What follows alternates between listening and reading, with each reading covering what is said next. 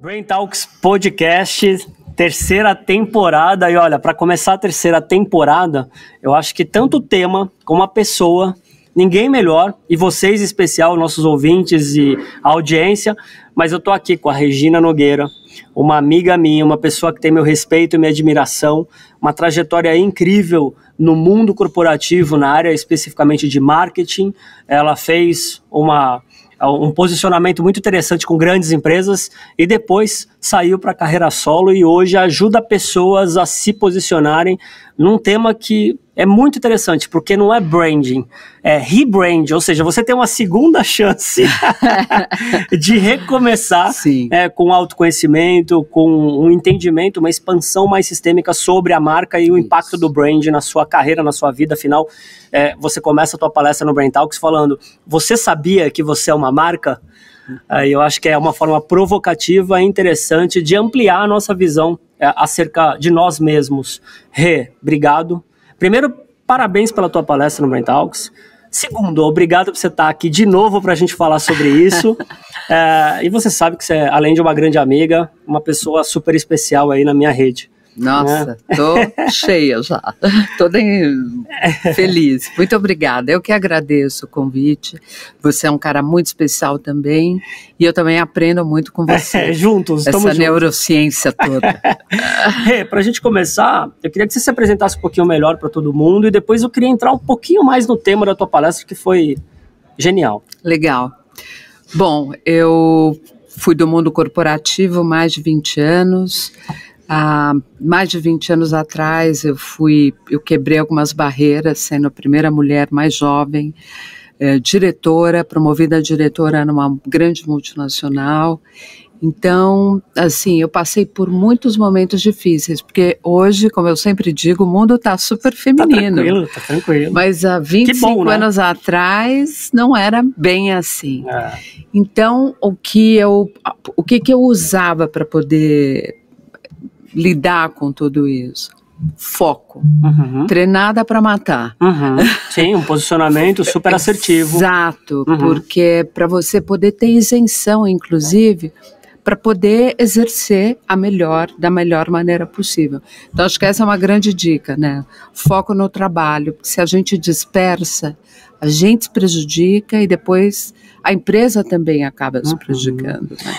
E a competência sempre acima de tudo, né? Aquilo que eu sempre falo, quando eu começo alguma coisa, eu falo, não me importa a tua cor, a tua origem, o teu gênero, sua se simpatia. tu é mulher ou homem, não me importa nada, o que importa é você, claro, ser contratado para fazer, muito bem contratado para fazer o que você tem que fazer, entregar o que você tem que entregar, de forma ética e respeitosa. Acabou, né? Então... E depois disso, chegou um momento que eu fui atrás do meu propósito de vida, foi quando eu fiz há 10 anos uma transição de carreira, para trabalhar com o meu propósito de vida, que é trabalhar com pessoas, com transformação de pessoas. E eu comecei como consultora de empresas, e sempre quando uma empresa me chama para consultoria, o problema é sempre o dono. Sim. Não tem jeito. Os valores do dono, a maneira, o comportamento, o jeito que ele age com as pessoas. É a extensão que vai para todos, né? Exatamente. Então, eu fui vendo a solidão também do dono de uma empresa, né? Porque se ele fala com a esposa, acaba o casamento. Se ele fala com o sócio, às vezes o sócio é o problema. E se ele fala com o colaborador, também tem um desbalanceamento aí de interesses, etc. Então, eu fui me capacitar no mundo das pessoas com coaching, mentoria, governança corporativa, constelação familiar e empresarial, pós-graduação em neurociência e comportamento. Agora, recentemente, acabei de me capacitar em socorrista em saúde mental. O que é uma demanda que é gigantesca. Tá todo mundo doente. E The Art of Hosting, que é um trabalho de diálogos regenerativos. Muito legal. Então, é o tempo todo, né? Lifelong learning. Não dá mais tempo de não ter esse comportamento, né? E o mundo mudou muito. Se você não entender o que está acontecendo e se readaptar, eu até pus um texto no LinkedIn sobre liderança adaptativa. Você morre, né?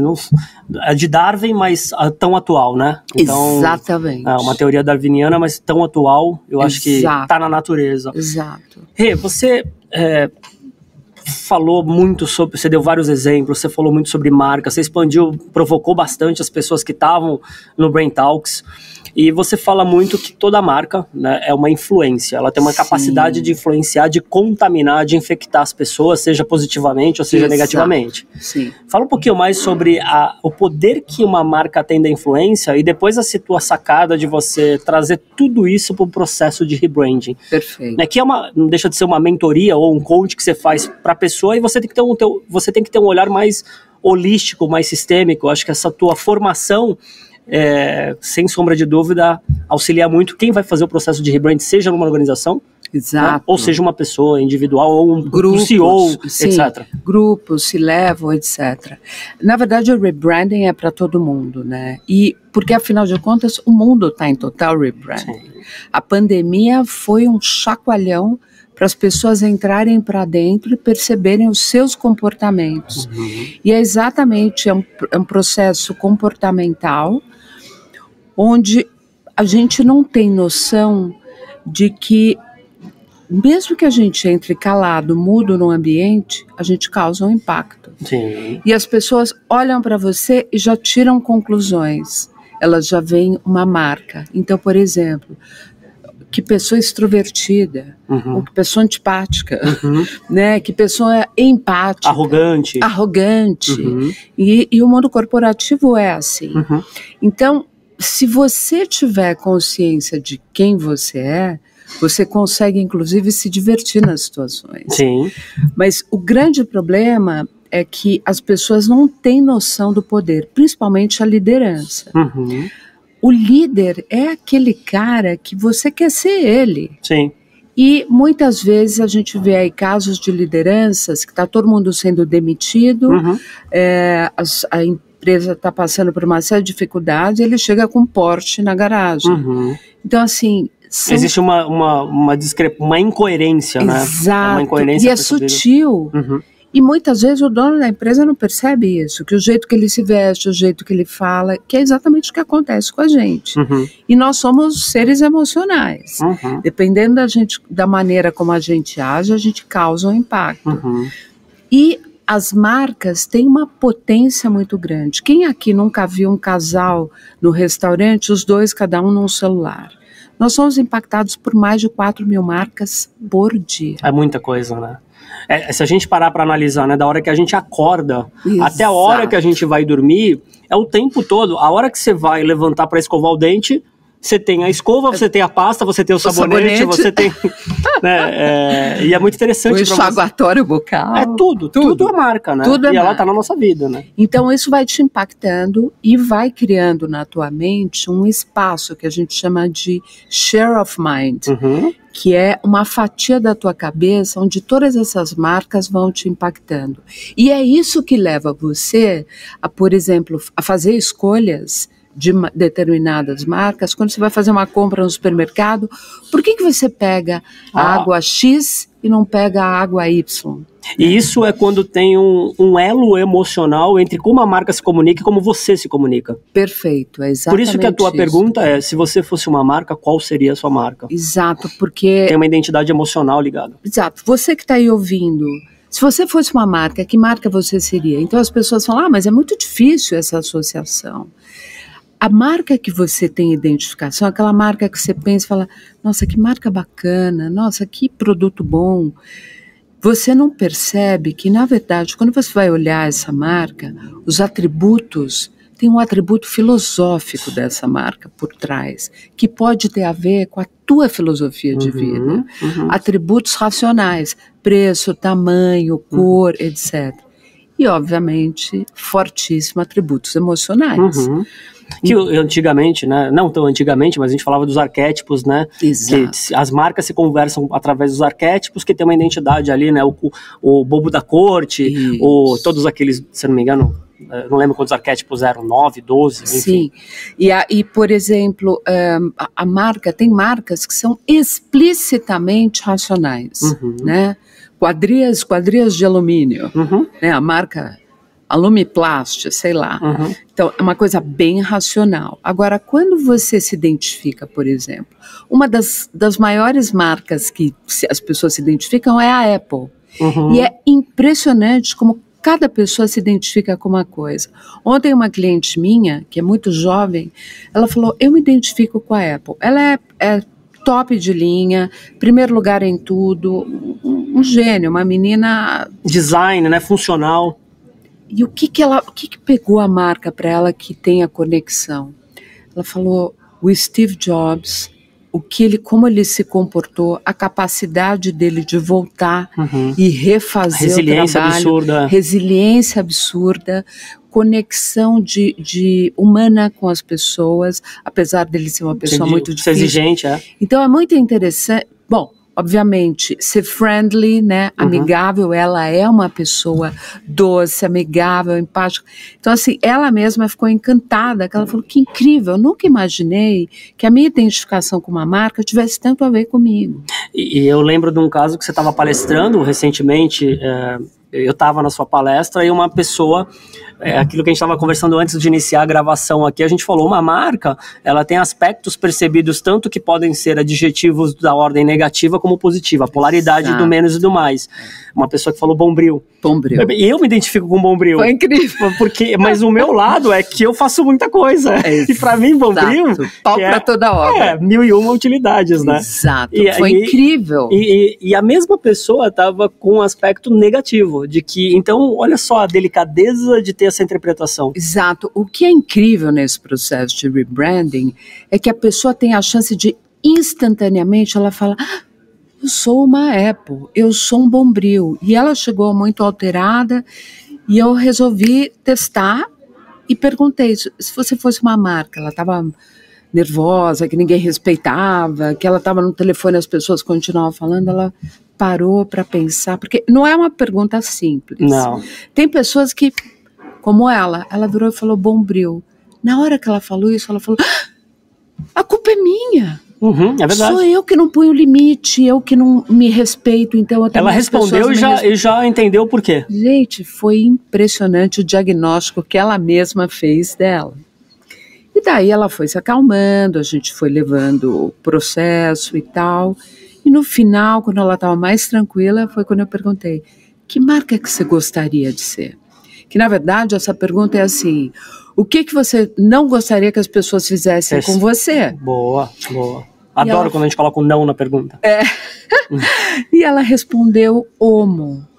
Falei, Omo, sabão em pó? Ela falou, porque Omo as pessoas respeitam, Omo entrega, Omo lava e a mulher sabe que é competente. Se ela vai no supermercado, não tem Omo, ela não compra o concorrente, ela vai em outro supermercado. Fiel à marca. Então a gente vê a aspiração dela em ser uma marca respeitada, competente, que as pessoas tenham um apreço e etc. Então é incrível, eu sou muito apaixonada pelo rebranding. E eu acho muito interessante esse projeto, a tua área de estudo que é o rebranding. Eu conheço pessoas que poucas, mas que tiveram essa expansão e elas repensaram a forma de se vestir, investiram em comunicação do ponto de vista total, né, desde o não verbal, tudo. Hoje, seria impossível a gente chamar de digital, né, que é o físico e o digital. Seria impossível a gente não repensar como a gente se comunica nas mídias sociais. Desde uma foto, desde uma publicação mal pensada ou bem pensada estrategicamente. Como que você vê, porque eu imagino que seja difícil, né? Você pegar e fazer um processo de rebrand de uma pessoa que precisa mudar até o tom da roupa que ela usa. Sim. Porque isso também tem um aspecto psicológico muito grande, né? Somos seres de padrões. Exato. Que aí entra também um pouco neurociência. Na verdade, muita neurociência. Muita neurociência, né? O que acontece no nosso cérebro, por exemplo. Nós somos seres de padrões, então assim como nós temos padrões, o cérebro também tem os padrões. E a gente não percebe isso, né? E é muito interessante porque o personal branding é quando você cria uma personagem para você atingir um determinado objetivo. Pode ver. Então, você tem que se vestir de um determinado... Você quer ir para o mundo corporativo? Não dá para ir, né? Quer dizer, em alguns lugares tudo bem. Mas dependendo do setor, você vai ter que um pouco mais formal. Mas o padrão, né? Assim como o cérebro, você tem que se comportar de uma determinada maneira. Você tem que ter informações o tempo todo. Você tem que ter política. Você tem que ter flexibilidade e tudo mais. Então, tudo isso diz muito sobre você. E o personal branding eu quero atingir isso aqui. Personal rebranding é você se reconectar com a sua verdade. Porque a gente vai criando tantos padrões de personagens que a você perde a sua essência. Você começa a acreditar nos personagens e esquece de quem você é. Então, o rebranding é reconectar você com a tua essência, porque quando você está na tua essência, na tua verdade, você está na tua potência máxima. Perfeito. E a produtividade vem, né? Porque você tá livre. Exato. Pensa quando você domina um assunto e que você vai falar sobre ele.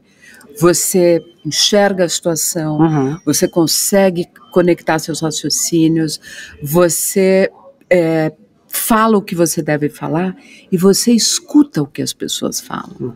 É quando você está pleno, você está inteiro na tua verdade. E você pode continuar agindo com suas personagens, mas você tem que ter consciência de quem você é.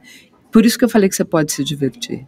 Você pode estar numa situação que você odeia todas as pessoas, ou que você tem que ter um padrão determinado, você já dá o comando sem perceber para o teu cérebro que você está vendo ali que você está sendo uma personagem. Então, por isso que você se diverte. Porque você age com comportamento. E essa flexibilidade cognitiva e emocional é genial, né? Para transitar num mundo que é assim, não é uma escolha. Exatamente, não é uma escolha. Então, você se diverte, mas você tem que sempre voltar para quem você realmente é. E isso faz os teus sentidos se potencializarem. E uma curiosidade, tudo isso que você fala, a gente vê que hoje marcas e grandes empresas, quando você no seu início de fala falou, olha, o dono da empresa é a cara da empresa e externaliza esses comportamentos, o que a gente chama numa grande empresa de cultura. Exato. Então a cultura de uma empresa que é mantida pelo CEO ou pela identidade, né, pelo CEO, os padrões dele, eles vão sendo cascateados, descendo e vão sendo, na hora da execução, é percebida essa cultura dessa empresa. Esse processo de rebrand do ponto de vista de uma empresa, que hoje eu entendo que várias empresas e marcas, não é de hoje, elas estão num processo de confusão, o mundo está confuso. Sim. Então você vê que o mundo está confuso e se posicionar. Tem uma grande empresa agora que ela entrou no ramo de comida, que ela entrou nos aeroportos. Então ela está entrando nos aeroportos do Brasil e ela está tendo que se adequar, porque ela nunca esteve. E a concorrência já está preocupada. Por quê? Porque ela entrou com um valor diferenciado, um valor competitivo. Então, esse rebranding dentro de uma organização, quais seriam, se tiver, claro que tem, mas quais seriam os critérios que você fala, eu quero começar a fazer um rebranding numa organização, o que eu tenho que fazer? Bom, eu passei por isso quando Colinos passou a ser Sorriso, porque a Colgate comprou o seu maior inimigo. Foi o maior case da América Latina, ninguém sabia como fazer isso, e eu era head do processo na época, eu era diretora da conta e tal. Depois eu fui até para a China dar consultoria para um mercado local lá. Então, é um processo que para essa marca voltar a falar com as pessoas, a gente trouxe, no caso, a Regina Duarte e a filha dela para comunicação. Porque se elas não falassem nada, você já vê que é uma marca que vai de geração para geração. Ou seja, a questão geracional é super importante. Super que era o que importante. Por isso que trouxeram essas duas figuras. Exato. O comportamento das pessoas nos grupos de pesquisa qualitativa que a gente fazia, tanto na China quanto aqui, as pessoas, quando a gente comunicou que Colinos agora ia mudar, não ia mais existir, ia ser Sorriso, ficou um silêncio. Algumas pessoas falaram, mas agora como é que eu vou falar para minha mãe que não tem mais Colinos? Como é que eu vou que agora é Sorriso? Porque é uma marca que ela tinha na base dela e na maior expressão, porque a gente expressa uma marca. Sim. A refrescância. Sim. Então a comunicação era de pessoas dentro da piscina se abraçando e tinha um gimmick no final que era Sim, sim. Se você só falasse e não pusesse a marca Colinos, todo mundo entendia. Como Nike hoje, que põe só aquele check. Você já sabe. Mas foi uma marca que ficou se construindo há muito tempo. Então, quando a gente vê uma personalidade, um líder, sei lá, um Ronaldinho, Gisele Bündchen, essas pessoas não precisam falar nada, porque você já entende que marca é aquela. Dentro de uma empresa, as pessoas, e eu vivi isso, quando a gente tinha reunião com as pessoas da Colgate, junto com as pessoas da Colinos, eu tive pessoas da Colgate que falaram, eu não consigo, porque eu odeio essa marca. Então tem que fazer um trabalho forte interno de rebrand a sua mente, o seu jeito de ser, porque era uma multinacional versus a Colinos que tinha muita afetividade. Colinos era uma marca de amor, de afeto, de carinho, de alegria. E Colgate era muito mais focada no resultado, no foco, no quais eram os produtos que traziam modificação para isso. Então a empresa precisa fazer um trabalho de reconscientização para ampliar a consciência, para perceber que mudou. Não dá mais para ser como é. E os aspectos emocionais inseridos nisso são desde a primeira escala de emoção até as mais sofisticadas, né? Então, você vai para as emoções básicas, elas todas se comunicam com as marcas. Exatamente. Falando da neurociência, e você vê a reação emocional. Esse gerente de marketing da Colgate, na época, ele falou, não dá. Eu não consigo fazer essa reunião. Eu estou aqui há 10 anos lutando contra essa marca. E agora é essa marca. Eu não consigo lidar com isso. Então, esse é um caso de uma pessoa que realmente precisa de um trabalho. Porque a força da marca é a força da influência da marca na vida das pessoas. E eu lembro que você, na palestra, usou o caso da fotótica, né? Você fez toda a construção da fotótica, explicou como que aquele processo, porque também foi muito interessante, ele saiu de foto para óculos. Para ótica. Né? Para ótica. Então, esse processo de rebrand também é muito interessante, né? Muito sai do posicionamento fora. Pô, eu lembro da fotótica. Quem não, afetivo de você ir com o filme para ir revelar, a gente, né? Não a gente levava o filme para revelar. E aí agora você pensa na fotótica, os mais jovens nem sabem talvez que isso existiu e pensam, já vê ela como uma ótica. Exato, aí foi uma grande transformação. O teu core business da empresa ser foto, de repente vem a revolução das telecomunicações, bagunça tudo e ela tem que ver um outro negócio que é óculos. Vira um outro negócio. E a construção do logotipo, né, que você mostrou ali foi muito interessante também, né? Porque a fotótica tem dois Os. E quando você vai fazendo a fusão, isso vira um óculos. E aí muda não só a cultura empresarial, como a parte visual, a papelaria, o cartão de visita, eletrônico ou não, e dentro das lojas. Você não pode mais entrar numa loja achando que ela é de fotos. Ela é de ótica, mas ela carrega a força e a potência da marca fotótica. São cases incríveis. A vida foi muito generosa comigo. Depois, o outro case que eu trabalhei foi uma segunda marca, que era a Ariel. Então, Ariel era a segunda marca e veio para quebrar padrões. Senhora, sai do tanque, vai viver a vida. E Omo mostrava a mulher no tanque, bacana era isso.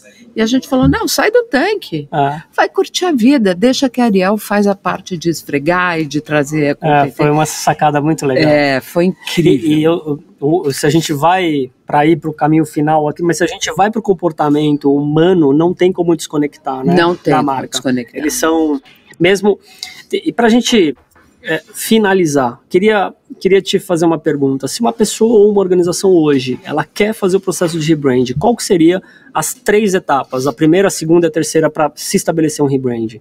Então, a primeira etapa é a tomada de consciência e fazer um trabalho com as pessoas para elas entenderem que o mundo mudou e que ali, dentro daquele microcosmos, que pode ser enorme, dentro de uma grande empresa, essa cultura, esse comportamento precisa sofrer ajustes. Tá. E esse é um processo difícil, como eu contei até agora. A partir do momento que a empresa vai mudando esses comportamentos e tomando consciência, ela vai começando a refletir sobre a maneira como ela se expressa para o mundo, em todos os pontos de venda. Então, se essa marca precisa ser mais racional do que emocional, isso também vai trabalhando a cultura da empresa e vai reposicionando a empresa numa direção que impacta nos 4 P's de como você promove essa marca, como você posiciona no ponto de venda, como você trabalha a comunicação, aqueles 30 segundos que vão te seduzir. E a precificação. E a precificação, que é o valor, é o racional. Atributo, é o valor. Exato. É o valor que você dá. Mas, na verdade, você está mudando toda uma filosofia. Se você tivesse que espremer isso para trazer um ponto, é mudar a filosofia, o comportamento dessa empresa. E aí você tem que fazer um treinamento dentro dessa empresa, onde você tem os brand angels, os anjos da marca, os guardiões da marca. Então, tem um processo dentro da empresa dos guardiões daquela marca entenderem como que está a logística dentro disso. Como estão os fornecedores dessa empresa com isso. Porque tem um impacto também que o fornecedor... Que é o ESG. Exato. Que é o ESG. E que hoje também não dá mais para não ter o ESG, independente do que você faça, setor que você atue. E a governança tem um papel fundamental, porque a gente fala muito de clima, a gente fala muito da área social, mas a governança é o drive daquela empresa, é o direcionamento. Então tem um trabalho a ser feito também com a governança, dessa empresa, para assimilar essa cultura e dar as diretrizes para a empresa para ela não sair do trilho. Né? Por exemplo, o preço está dentro da filosofia entrar numa guerra de preço? Ou não, e depois... tem um posicionamento exato. Exato. Aquilo que eu falo, custo... a gente compra a gente paga, mas o que a gente leva é o valor. Quando a gente compra algo, a gente paga via custo, mas o que leva é o valor que tem, aquele custo. Né? Exatamente. E esse valor está totalmente ligado aos valores da marca. São os atributos racionais, emocionais, filosóficos, a personalidade da marca daquela empresa. Então, se é uma marca afetiva, sei lá, Nestlé, que eu sempre dou o exemplo de Leite Moça, ela já é mais acolhedora. Tal. Se você vai falar de esquadrias de alumínio, de cimento Votorantim, você vê que é um outro posicionamento. E você vê isso entrando dentro da empresa.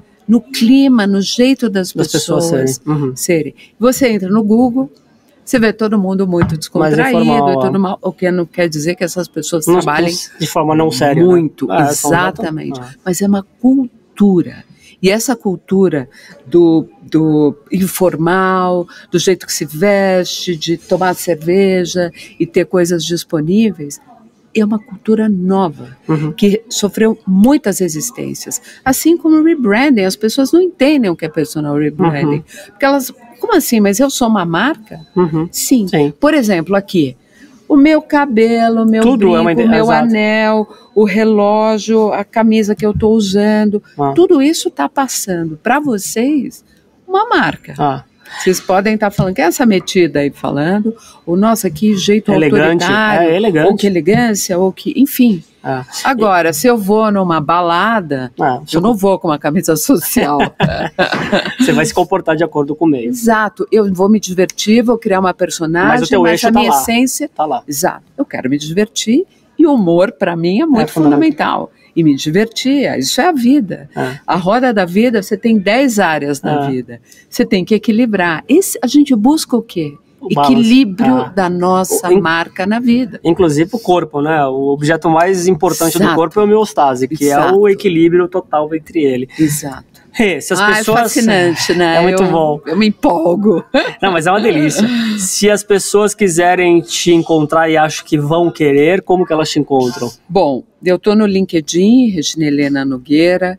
Eu tô no Instagram, Regina Nogueira Eu. No YouTube, que está um pouco desatualizado, e agora eu vou entrar numa reformulação do meu site. E tem o meu livro, que se chama Rebrand. Você é uma marca. O processo de rebrand. É o processo todo de rebranding, para você entender o que acontece e com mais detalhes. Inclusive eu falo do meu rebranding pessoal de vida, porque eu estou o tempo todo rebranding myself. Sei. Muito bom. Obrigado, foi uma delícia ter você aqui. Obrigada. E Brain Talks Podcast, bem-vindo à 3ª temporada e vem mais por aí. Valeu. Obrigada, Flávio. Obrigado.